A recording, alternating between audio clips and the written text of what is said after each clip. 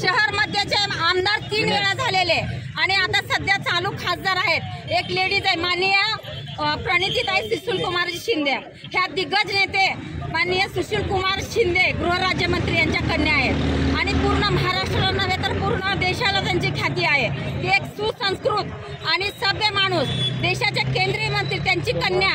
तुला दादामती कुत्र्या, तुला लाज वाटत आहे का? एका लेडीजला अशी असभ्य वर्तणूक, तुझ्यात हिम्मत आहे, तुझ्यात दम आहे, तू मर्द आहेस तर एका लेडीजला तू आव्हान करतो?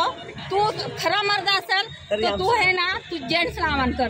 ती लेडीज मर्दाची छाती आहे म्हणून 3 वेळा आमदार झाली, 1 वेळा खासदार झाली, त्यांच्या कामाच्या जीवावर झाली। त्यांनी तुझ्यासारखी गुंडगिरी भाषा बोलली नाही आणि तुला एवढं मिरची लागायचं कारण काय?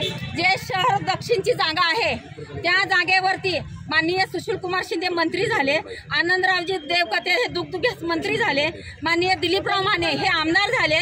ही जागा खरी काँग्रेसची होती आणि त्या काँग्रेसच्या जागेवर न विलासस्तव आघाडी सरकारच्या निमित्ताने जागा दिली। मग हे जागा, ह्या जागेला काल इलेक्शनला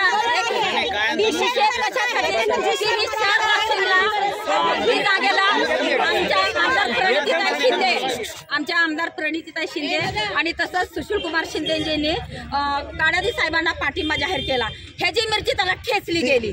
ह्याच्यासाठी आम्ही एका महिलाला बोलण्याची वर्तणूक नाही त्या कुत्र्याला, म्हणून जाहीर निषेध करतो। निषेध म्हणजे तुम्ही